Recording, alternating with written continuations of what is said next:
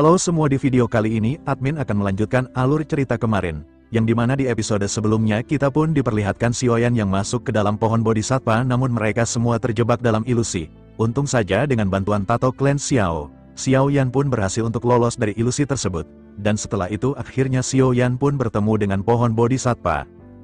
Pohon bodhisattva itu mengatakan bahwa ilusi itu dibuat oleh aura negatif seorang Dodi yang telah meninggal di tempat ini, karena dia adalah seseorang yang jahat sendiri. Kemudian Xiaoyan berkata bagaimana dengan teman-temannya yang masih terjebak dalam ilusi. Kemudian pohon bodhisattva mengatakan hanya ada satu cara kamu membantuku, yaitu dengan memulihkan kekuatanku. Jika kamu langsung mencoba menghilangkan aura negatif itu, kamu tidak akan mampu karena bagaimanapun aura itu adalah milik seorang Dodi. Akhirnya Xiaoyan pun mengatakan baiklah, aku akan membantu memulihkan kekuatanmu. Dengan seketika pohon bodhisattva memberikan biji pohon bodhisattva agar Xiaoyan murnikan menggunakan api surgawi. Xiaoyan yang mendengar itu tanpa basa-basi langsung akan memurnikan benih bodhisattva ini. Xiaoyan berkata baiklah, aku akan melakukannya dengan cepat. Sun Er, aku tidak akan membiarkan sesuatu terjadi kepadamu. Di saat itu juga Xiaoyan langsung mengeluarkan api surgawi, dan dia pun langsung mencoba memurnikan benih bodhisattva.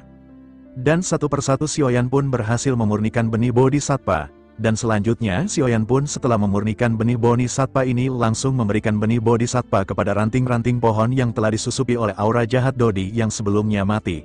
Yang ternyata benar saja, dengan benih bodhisattva yang telah dimurnikan aura jahat dari seorang Dodi itu pun mulai menghilang sedikit demi sedikit. Xiaoyan mengatakan ternyata ini bekerja, ayo kita lakukan lagi. Xiaoyan pun terus berusaha memurnikan banyak benih bodhisattva agar semua aura jahat yang berada di dalam pohon ini keluar. Xiaoyan pun terus melakukan hal sama, telah banyak benih bodhisattva dia murnikan yang pada akhirnya pohon yang awalnya disusupi aura jahat mulai menghilang satu demi satu. Aura jahat yang tersembunyi sekarang sudah lenyap, namun Xiaoyan pun terus melakukan proses ini berhari-hari tanpa istirahat sedikit pun. Xiaoyan tahu tidak ada waktu untuk istirahat karena teman-temannya memerlukan dirinya. Jika tidak dia melakukan hal ini pasti teman-temannya akan dalam bahaya, mereka akan terjebak di dalam ilusi tersebut, dan terlihat Xiaoyan pun sampai banyak meminum bahan pil obat agar dia mampu bertahan karena tentu saja memurnikan sebuah pil memerlukan energi yang sangat besar. Namun dia tidak peduli terhadap tubuhnya sendiri, kalau aku menundanya situasi Sun Er dan yang lain bisa menjadi semakin berbahaya, dan tiba-tiba Xiaoyan pun memuntahkan darah karena terlalu kelelahan dalam proses ini. Aku tidak boleh berhenti, aku harus terus melanjutkannya ini semua demi Sun Er, aku tidak akan mungkin menyerah di tempat ini. Ketika Xiaoyan kelelahan, tiba-tiba ada beberapa akar langsung mendekat kepada Xiaoyan yang sepertinya akar-akar ini memberikan energi agar Xiaoyan tetap bertahan. Pasti ini semua dari pohon bodhisattva. Xiaoyan mengatakan dokiku terisi kembali, tidak, ini bahkan lebih banyak dari sebelumnya, akar-akar ini telah memberikanku energi tambahan, ini sangat luar biasa, aku mampu bertahan untuk melanjutkannya. Kerja bagus anak muda, aura-aura jahat yang berada di dalam tubuhku mulai hilang seketika, dan aku pun merasakan kekuatanku mulai pulih dan sedikit bisa mengendalikan kekuatanku. Kau memang sangat hebat anak muda, kau telah membantuku sampai sejauh ini. Xiaoyan pun mengatakan kalau begitu karena dokiku sekarang telah pulih kembali, aku akan melanjutkannya lagi dengan cepat. Xiaoyan pun kembali mengeluarkan kuali dan mengeluarkan kobaran api 3000 terbakar. Xiaoyan pun langsung memulihkan beberapa pil benih bodhisattva sekaligus. Hal ini tentu saja akan menjadi lebih cepat untuk mengusir aura jahat di dalam pohon bodhisattva. Ketika benih-benih itu dimurnikan, pohon bodhisattva merasakan benar-benar kekuatannya pulih kembali, dia pun serasa seperti dahulu sebelum adanya aura jahat. Dan tiba-tiba setelah Xiaoyan beberapa lama memurnikan benih bodhisattva, cahaya hijau yang sangat terang pun muncul di pohon bodhisattva yang sepertinya aura-aura jahat dari Dodi itu telah menghilang.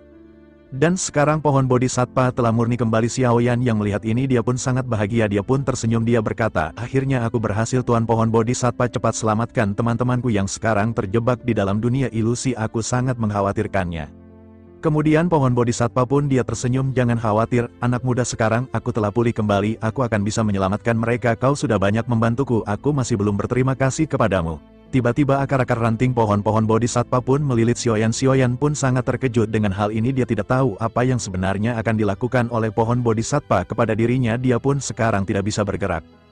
Cerita pun berpindah kepada Sun Er yang dimana Sun Er pun sedang berimajinasi, yang dimana ternyata Sun Er sedang berimajinasi telah menikah dengan Xiaoyan dan dia pun membuat banyak makanan. Dia pun mengatakan kakak Xiaoyan jangan terlalu banyak makan, meski masakan memang enak tapi kau harus memakannya secara perlahan. Namun ketika Sun Er sedang bermimpi dia pun dibangunkan oleh Guqiang. Sun Er, cepatlah bangun, itu hanyalah imajinasi. Seketika Sun Er terbangunnya, dia pun sangat terkejut, ternyata semua itu hanyalah semua mimpi dan dia pun melihat Guqiang yang berada di sampingnya membuat dia pun menjadi sedikit malu karena semua ini hanyalah sebuah ilusi. Dan Sun Er pun melihat di sekeliling dan benar saja semua orang terjebak dalam ilusi. Ini adalah ilusi, ternyata semua orang yang berada di tempat ini telah terjebak dalam ilusi yang sepertinya Yun Yun juga dia pasti berilusi bersama dengan Xiao Yan. Dan terlihat banyak orang-orang yang masih terjebak ke dalam ilusi ini dan satu persatu mereka pun terlepas dari ilusi mematikan ini. Jika mereka tidak terlepas dari ilusi ini maka mereka akan menjadi boneka iblis yang seperti sebelumnya mereka lawan. Medusa pun mengatakan apa yang sebenarnya terjadi di tempat ini. Yun Yun pun mengatakan tampaknya kita semua jatuh ke dalam ilusi yang berbeda, aku bahkan tidak tahu apa yang kita lihat saat ini adalah nyata atau tidak, entah ini masih dalam ilusi atau tidak.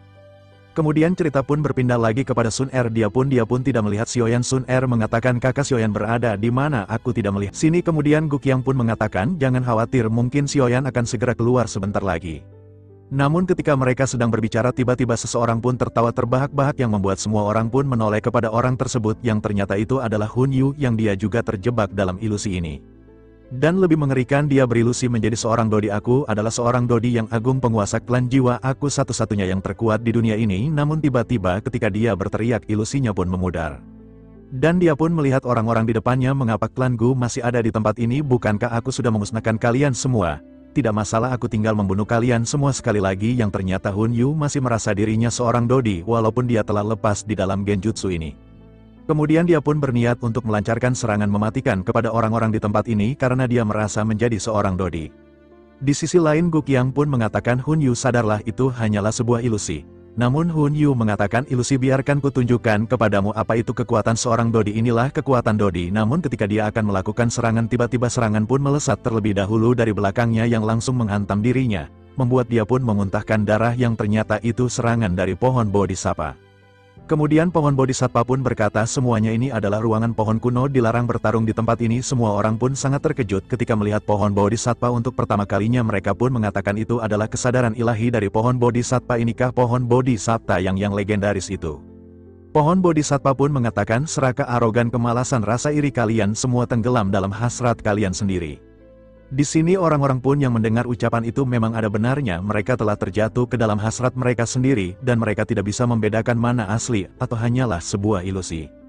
Kemudian diperlihatkan Xiaoyan pun sekarang sedang berkultivasi memulihkan dirinya. Kemudian pohon Bodhisattva menjelaskan semuanya kepada para bocah epik ini, kalau bukan karena kultivator ini aku khawatir kalian sudah berubah menjadi boneka. Sun Er dan juga King Lin pun dia pun menatap Xiaoyan dengan sangat terkejut apa yang sebenarnya terjadi.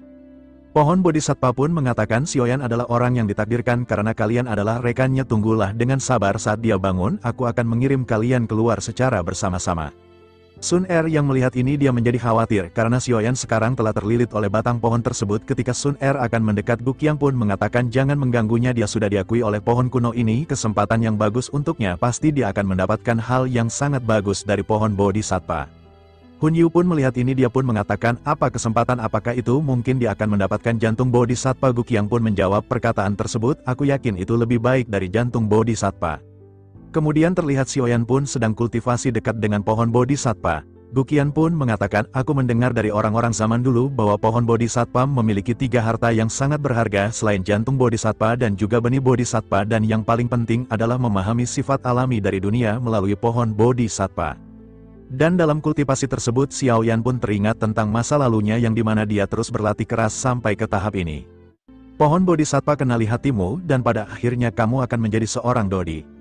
Orang-orang yang mendengar ini tentu saja sangat terkejut apa dia akan bisa berhasil menjadi seorang dodi. Kemudian Guqiang pun mengatakan legenda mengatakan bahwa di saat sedang memahami sifat dunia melalui pohon Bodhisattva, sebulan kultivasi bisa setara dengan 100 tahun kultivasi di dunia luar, dan itu bisa meningkatkan kultivasi untuk melangkah ke ranah dodi. Hal ini tentu saja membuat King Lin dan yang lain pun sangat terkejut. Namun di sisi lain Hun Yu dan orang-orang dari klan Phoenix tentu saja ini menjadi sangat kesal karena Xiaoyan memiliki kesempatan menjadi seorang dodi, sialan kesempatan itu malah jatuh ke tangan Xiaoyan, aku tidak bisa membiarkan ini semua. Kemudian Jui Peng dari klan Phoenix pun mengatakan pohon kuno, kami telah bertarung dengan keras untuk sampai di tempat ini tapi hanya Xiaoyan yang mendapatkan keuntungan, ini sudah tidak adil. Aku saran kamu menyerahkan jantung dan benih Bodhisattvamu, jika tidak maka aku suku Demon ini akan menghancurkan pohon ini. Namun ketika dia akan mengatakan hal lain tiba-tiba dia pun langsung terkena serangan oleh pohon bodhisattva yang membuat dia pun terjungkal dengan cukup mudah. Hal ini tentu membuat seorang pun sangat terkejut. Mereka pun mengatakan kekuatan yang sangat mengerikan hampir mendekati kekuatan seorang dodi pohon bodhisattva ternyata sekuat ini. Dan benar saja kekuatan pohon bodhisattva ini sangatlah luar biasa kuat, bahkan hampir bisa menyamai seorang dodi.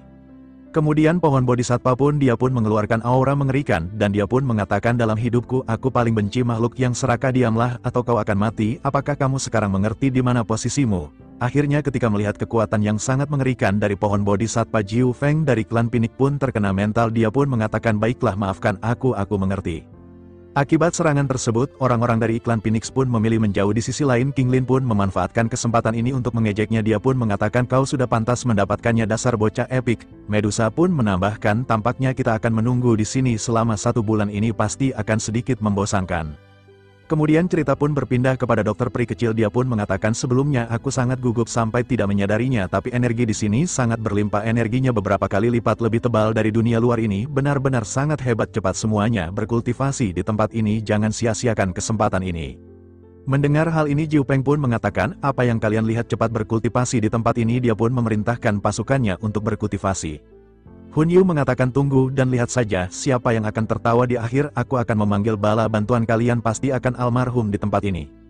Dan akhirnya semua orang pun mereka semua berkultivasi di tempat ini tanpa terasa 1 bulan pun telah berlalu di tempat ini. Tiba-tiba daun pohon pun mulai berguguran. Sun Er mengatakan daun-daun mulai berguguran, apa yang terjadi sebenarnya, dan tiba-tiba daun tersebut pun langsung mengarah menyelimuti ke tubuh Xiaoyan. Melihat hal ini King Lin dan Sun Er pun menjadi sangat terkejut. Apa yang sebenarnya terjadi? Apakah tuan muda akan terjatuh? Yang ternyata daun-daun itu melepaskan dari batang pohon dan di saat bersamaan daun-daun itu menyelimuti tubuh Xiaoyan. Menjadi hijau yang sangat terang layaknya matahari yang membuat semua orang pun menjadi semakin khawatir. Apa yang sebenarnya terjadi? Muncul cahaya hijau yang sangat terang yang tidak lain daun-daun itu telah menyelimuti tubuh Xiaoyan.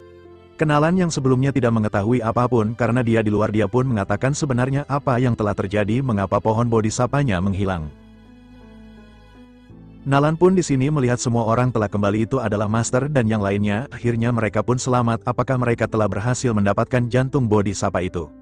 Nalan pun sekarang melihat Xiaoyan sedang berkultivasi yang dikelilingi oleh benih-benih bodhisattva. Kemudian pohon bodhisattva pun mengatakan ratusan reinkarnasi pemahaman sejati, lihatlah hatimu, jalan itu akhirnya akan terpenuhi. Xiaoyan, kita akan bertemu lagi kalau takdir mempertemukan kita. Aku sangat senang bertemu anak muda yang sangat hebat seperti kamu. Di saat bersamaan pohon bodhisattva menghilang membuat semua orang pun menjadi heran. Ketika pohon bodhisattva ini menghilang tentu saja orang-orang dari klan Aula Jiwa dan juga klan Phoenix mereka pun telah menunggu kesempatan ini untuk menghajar Xiaoyan karena bagaimanapun Xiaoyan telah mendapatkan apa yang mereka inginkan. Mereka pun mengatakan bagus, pohon kunonya sudah pergi, jangan salahkan kami jika kami bersikap kejam. Namun ketika mereka akan melakukan baku hantam tiba-tiba Sun Er, Medusa, King Lin dan juga dokter peri kecil pun tentu saja mereka tidak akan membiarkan hal ini. Mereka pun langsung mencoba melindungi Xiaoyan, jangan sentuh kakas Xiaoyan. Kemudian Jiu Peng pun mengatakan bukan kalian yang memutuskannya karena dia telah mendapatkan barang yang kami inginkan, harusnya dia juga membagikannya. Hun Yu dia yang sangat marah kepada Xiaoyan, dia pun langsung mencoba melesatkan serangan ke arah Xiaoyan. Kalau kalian tidak ingin mati menyingkirlah dari hadapanku. Tiba-tiba telapak tangan besar pun muncul dari atas langit, itu adalah salah satu teknik kuat yang dimiliki oleh Hun Yu. Melihat serangan mematikan ini dokter peri kecil Sun Er dan yang lainnya pun mencoba menahannya, semuanya tahan jangan sampai mengenai kakak Xiaoyan. Namun ketika serangan itu akan berbentrokan tiba-tiba Xiaoyan pun mengatakan demi kedamaian, demi kasih sayang dan demi keadilan. Tiba-tiba Xiaoyan pun langsung menyerang dan orang-orang dari Aula Jiwa membuat mereka pun dengan mudah terpental. Yang ternyata Xiaoyan kekuatannya telah meningkat pesat, bahkan dia hampir menjadi Ban Seng. Ini adalah puncak dojun perubahan ke-9, benar-benar Xiaoyan pun akan melangkah ke tahapan Ban Seng. Yang ternyata di sini Xiaoyan belum melakukan perubahan ke tingkat doseng, namun sesuai cerita nanti sebentar lagi Xiaoyan pun akan menjadi seorang doseng secara singkat. Xiaoyan pun hal ini dia pun sangat kesal. Xiaoyan telah kembali sadar dan bahkan